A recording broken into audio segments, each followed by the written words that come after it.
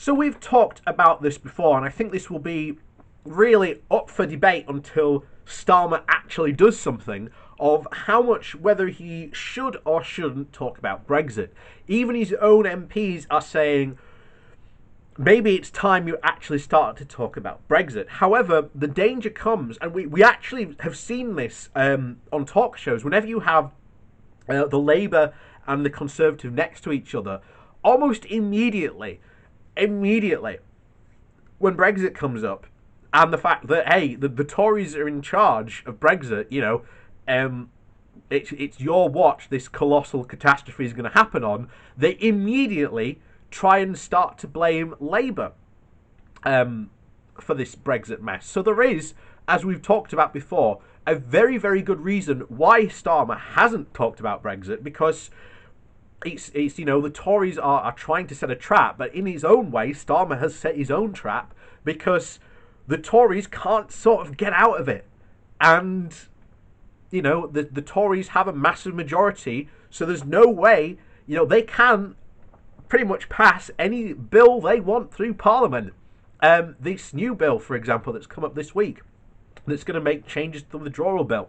The only way that gets through Parliament is if all the Conservatives vote for it. We know there is a rebellion brewing in processes at this moment in time, being led, of all people, by Theresa May and some very, very senior Tories and ex-Tories as well. So we know that there could be a very big split. Boris Johnson could lose on this. Hopefully he does, because, quite frankly, we don't want to be the country that breaks international law. I can't stress that enough. But on to today's topic, which is, of course, back to Keir Starmer. And this comes from politics.co.uk, and it's competent leave.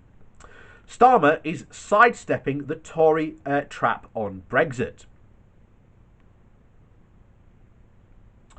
It's a telling turn of phrase that Labour leader Keir Starmer is urging Prime Minister Boris Johnson to, quote, get on with it, and delivering a Brexit deal so that the UK can focus on getting through the coronavirus pandemic. As Starmer put it in an interview with Sky News yesterday, he promised the British people that he had to get a good deal. He needs to deliver on that promise.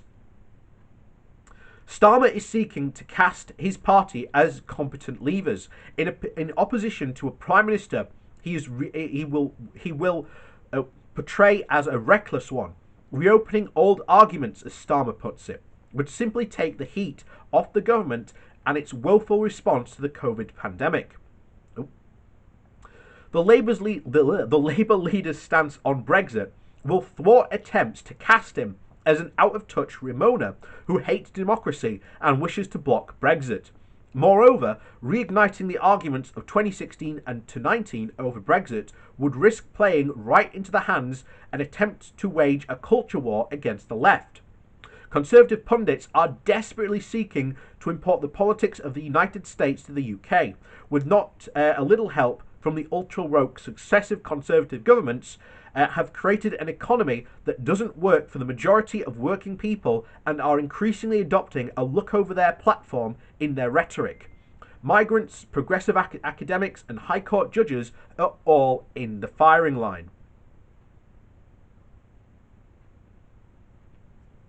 The US Republican Party has long pursued a similar strategy, seeking to cast its opponents as the elite, locking step ideas with their populace, who do not understand the lives of their ordinary people.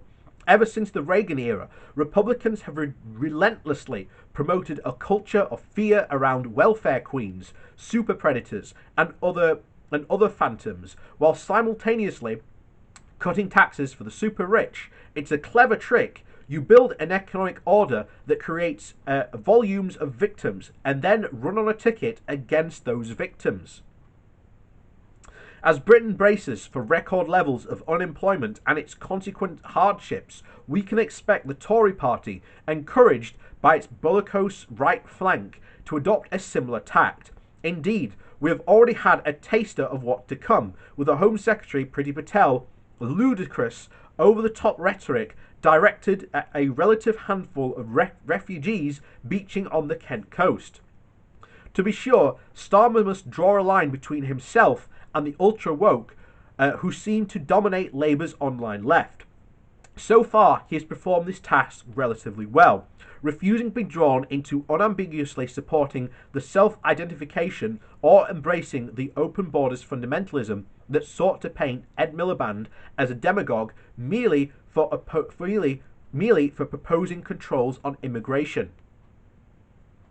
Mainstream Labour's error in the lead-up to the Jeremy Corbyn years was a belief that was characterised by the phrase "no enemies on the left." This resulted in the grotesque spectacle under Corbyn of apologists for the Soviet Union working in the office of the Labour leader, in sidelining the Corbyn-era politicians such as Rebecca Long-Bailey and Lloyd Russell Molly, I think that's how you say it, Molly. Keir Starmer appears to understand the importance of a firewall between himself and the hard left.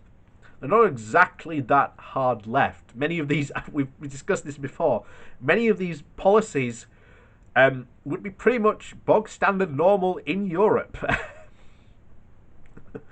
But there you go. But this is different from being drawn into a culture war that is being deployed as part of a distraction effort by the government of the back of its catastrophic mismanagement of COVID. The Tories also hope to deliver something to the so-called red wall seats they took from Labour in the 2019 election.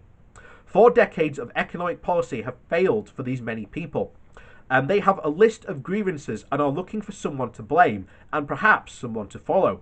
They tend to be economically leaning to the left, favouring state intervention if necessary, but culturally to the right, reluctant to embrace immigration and deeply suspicious of the European Union.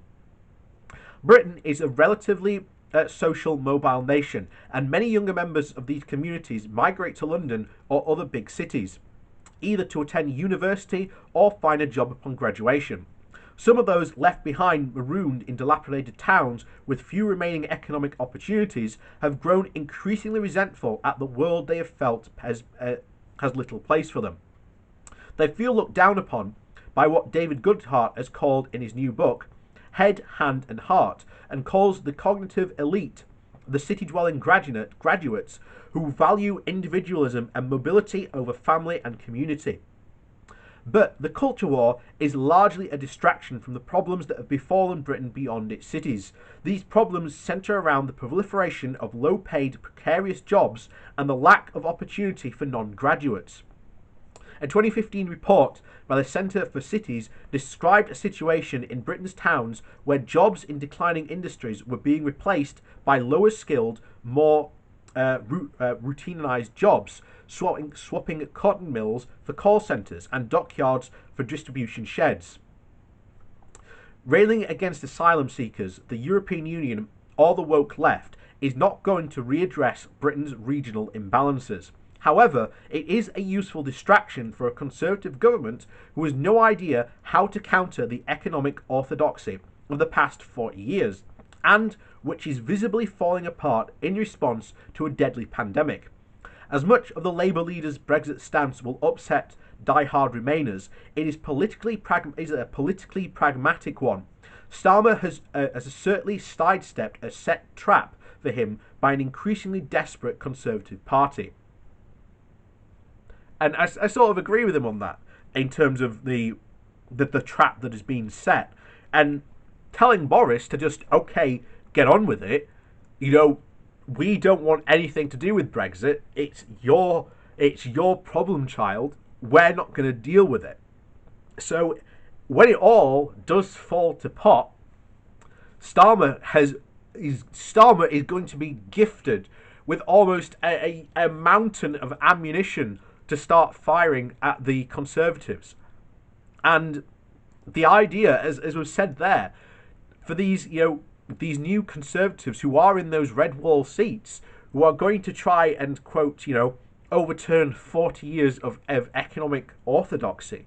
You've only got to look at what's been going on at Wakefield Town Hall recently in the battles between a very held Conservative council and new Conservative MPs who are insisting that the town adopt full austerity, when the town has basically turned around and said, no, we need to invest in our local communities and our high streets. And, this is the battle that we are seeing, and this is the battle that they are eventually going to lose, because they just want more austerity. So, as I've always said, the big test for these people, whether they keep their seats or not, will be the local elections, and that will be, hopefully, next May when they happen. We will have to see what happens, but I'm guaranteeing you that all of these seats, if not the vast majority of them, will be keeping themselves firmly red, especially in the local authority council seats, which is again what the next election will be, and that will set a lot of fire alarms off. Trust me on that one, especially in the Conservative Party. So with that, thank you for watching. Please do like and share this video. It does help out the channel a lot. If you are new, please do hit the subscribe button. We do talk a lot about British politics, and especially Brexit, because you can't talk about one without the other. And of course, there are links down below should you like to support the channel in another way, to my Patreon and a one-off donation link. So with that, thanks for watching, and we'll see you all next time.